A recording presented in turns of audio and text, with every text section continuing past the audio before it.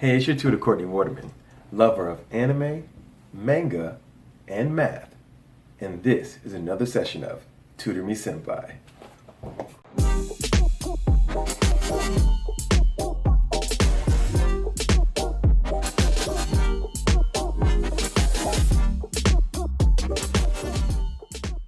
Welcome back, everyone. Today we're going to be jumping into an 8th grade topic, graphing linear piecewise functions. Now, if you haven't seen my first video on graphing linear functions, I recommend going and watching that because we're going to be taking that video and taking it a step further as we dive into piecewise functions. If you have any questions, feel free to put them in the comment box below, or you can visit me on Facebook at Tutor Me Senpai if you want to tell me about it there. If you have any homework you'd like to see on this channel, once again, visit me on Facebook and tell me all about your homework there as well. If you find this video helpful, remember to leave a like. It really helps the channel. And while you're at it, smash the subscribe button and hit the notification bell so you know exactly when I drop my next video. Without further ado, let's talk a little bit more about piecewise functions and how to graph them. So today's video is going to be focusing on graphing linear piecewise functions, which is going to be a direct continuation on graphing regular linear functions. However, we're going to show how we can use that information to tackle linear piecewise functions. And if you remember in our last video, we tackled linear functions in the slope-intercept form and how this easily helped us graph our linear functions. So if you recall, this was the form in which we tackled our linear functions in our last video. Well, for linear piecewise functions, we're just going to be having a bunch of these type of functions. And we're going to graph them all on the same graph. Now you might be asking, how is this possible? Because if we have too much overlap, we might break the rules of what a function is, right? Because we can only have one y value for every x. And if we have too many functions on top of each other, then we're going to have necessarily more y values for a given x. Well, to get around that, we focus on domains. I've also made a video on domains, so if you haven't seen that one, I recommend go check that one out and come back here. However, if you've already seen that one, we're going to be using the domains to break apart our different functions at different parts of the graph. So that's how they're going to be able to coexist together without breaking the rules of being a function, but we got to really make sure we're paying attention to the domains to make sure we can get this to happen. So here's an example. Let's say we had two functions, y equals 2x and y equals negative x plus 2. So we have these two linear functions. Now, if you were to graph these separately, remember when you graph linear functions, all you need is 2 points. So if I was to figure this out at 1, 2, my 2 points for this one would be 0, 0 and 1, 2. If I was to continue graphing this in this format, we get a graph that looks like this. How about this one? Well, at 0 is going to be 2, right? At 1 is going to be 1, right? If you plug in 1, negative 1 plus 2 gives us a positive 1. So we add 1 here. And if we were to continue this graph, it'll look like this. So these are two very different graphs, but a piecewise function will be able to put those together. But you see, there's going to be a lot of overlap, right? Because these go to infinities, these go to infinities. So if we were to put this together without necessarily taking into account domains, this will no longer be a function. So here's how we're going to use domains to put these together and make a piecewise function an actual function. So let's say I want to focus on this function whenever x is less than 0. For example, x is going to be less than 0, strictly less than 0. That means I'm going to look at this part of the graph, right?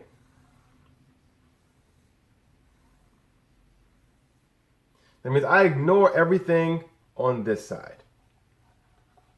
Wherever x is strictly less than 0, I'm going to look at everything on this side and ignore everything on this side, right? Now, this x0 part, we're not going to include that. And if you recall, whenever we don't include something in our graph, right, we have a open circle. So I'm going to open this circle up a little bit for us. We have an open circle. So this tells us we're not actually going to hit x equals 0, but we're going to get infinitely close. So we put an open circle because we're getting close to it, but we don't actually have a value there. So we ignore everything on this side of the graph. We're not even going to include the 0 because it's strictly less than, but our graph looks like that from this point on. And let's say we want to look at where x is greater than or equal to 0 on this side, right? So I look at everything here, right? And because we're going to include 0, we can actually include this dot here. So I'm going to ignore everything on this side of the graph and focus just on this side of the graph. Now you see how using the domain allows us to have two graphs and no overlap. I mean, even at 0, where we could potentially have overlap, this is not including it. That's why we use an open circle, and this one is, right? So a piecewise function will then take this piece and graph it with this piece. And here's how it looks. So we're going to have one graph, and we're going to look at this function where x is strictly less than 0, this function where x is greater than or equal to 0, and we're going to use our open and closed circles to kind of put these two graphs together. For this function, we would get 0, right? But because it doesn't actually equal 0, it gets close but doesn't equal 0, we're going to put an open circle here at 0. And can we put in a value greater than 0 into this function? Let's say 1. No, because the domain says we're looking at all x's less than 0. Right? So we can't put in anything greater than 0 because that's outside of the domain.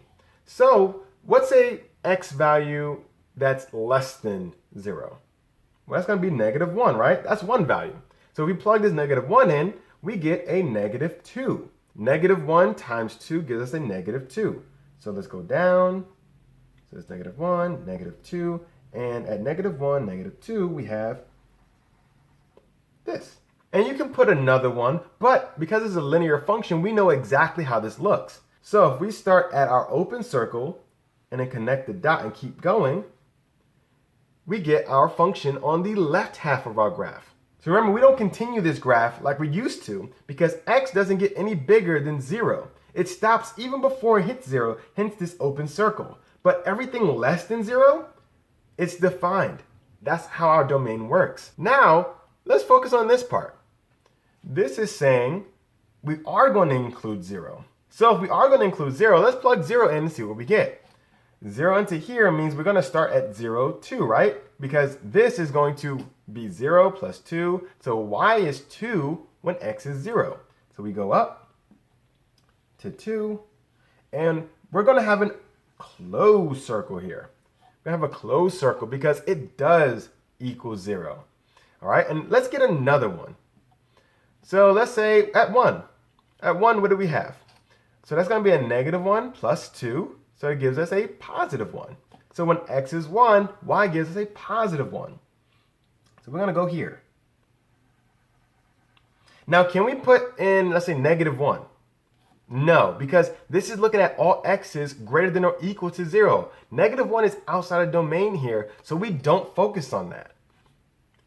So if we start here and we keep going, we get our graph.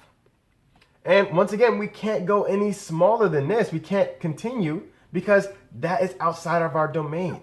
So we don't graph anything over here. And now you see how we have two separate functions on the same graph and there is no overlap. This is a function because for every value of x, there is only one y. Check it out. Your vertical line test. It's only one value of y for every x. This one is the only place where there's potential, but even then, it's defined here and not here. So this does pass the vertical line test. This is a function, and that is how you graph it. Now you might be thinking, how do you write the notation for a piecewise function? I'm pretty sure you can't leave it like this, right? And you'd be correct. Usually a piecewise function looks like this. Now you can put f of x here or y, either one is fine, but I'm going to write this because this is how our question for today is going to be looking. And then you're going to put an equals, just like you would a regular function. And then you're going to have this big curly braces, right? One big curly braces. And then you're going to write whatever your first function is, according to the domain, you're going to write it here. So in this case, our domain starts at x less than 0. So we're going to write 2x. Now we don't need to write y equals because this f of x is already here. So we're going to start with a 2x, and then we're going to identify the domain in which this is true. And this is going to be x less than 0. And then you write your next function. Here we only have 2 functions, but a piecewise function doesn't need to be limited to 2 or 3 or 4. It can have a lot of functions. So I would say choose the next function according to your domain. This one is our next one, where x is going to be greater than or equal to 0, and we're going to have negative x plus 2 at x greater than or equal to 0. So if we were to have 3, I'll move it up a little bit to give you more space, but we only have 2, so you can kind of write it this way. This is going to be the notation for your piecewise function. As you see, it's one function broken into different pieces. Here's the first piece, here's the second piece, broken out by the domain. Hence, the domain is very, very, very important. If you don't understand how to work with domains, you're probably going to have a hard time dealing with piecewise functions. So jumping into our question for today, we have this piecewise function.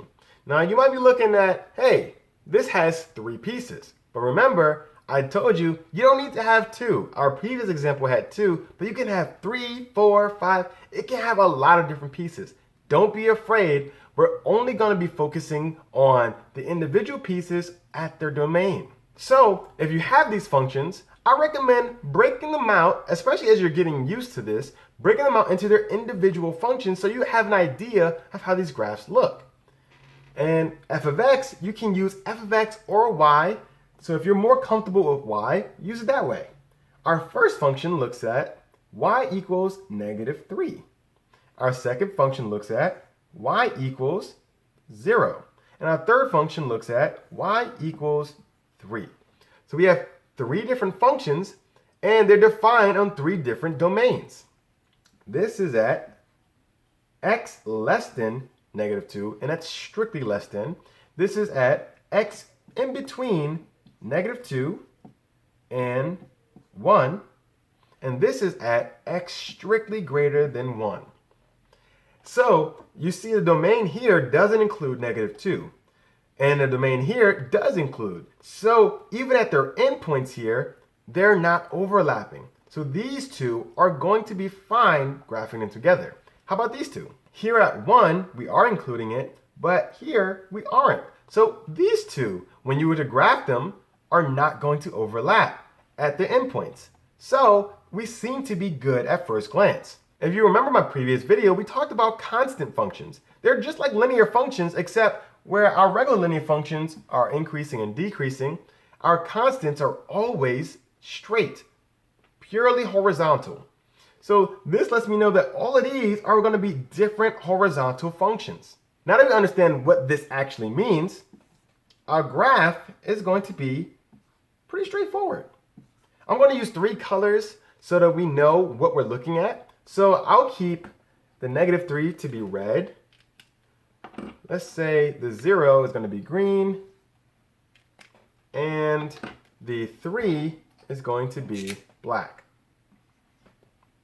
If x is strictly less than negative 2, our domain tells us we're going to focus on the first function, which is negative 3. And remember, a constant function, purely horizontal. For every value of x, y is always going to be that constant. So we're going to go down. Negative 1, negative 2, negative 3. So we're going to go all the way down here, and I'm going to put an open circle here because we're not including negative 2, and make our y, this is going to be y equals negative 3 function. How about our next function? Our next function looks at all the x's between negative 2 and 1. So put that 1 here. And we're going to look at where the function is actually equals to 0, right? our constant is going to be 0. That's going to be this x-axis. So we put our closed circle, right? We have a closed circle here because we're including -2. And we're going to have another closed circle at 1 because we're including 1. And then you just shade all of this in. Right? So you see you have one function, y equals -3. Our next function, this is going to be y equals 0. And our last function tells us to look at all the x values greater than 1. So I don't need to put any more ticks here, but we're going to look at all the x values greater than 1. So we're going to go up 1, 2, 3, because this says our value is going to be 3. Put an open circle here at 1 because we don't equal 1, but we get infinitely close. And then it's going to be a constant, so the horizontal, purely horizontal, and it's going to go off into infinity. And this is going to be y equal 3.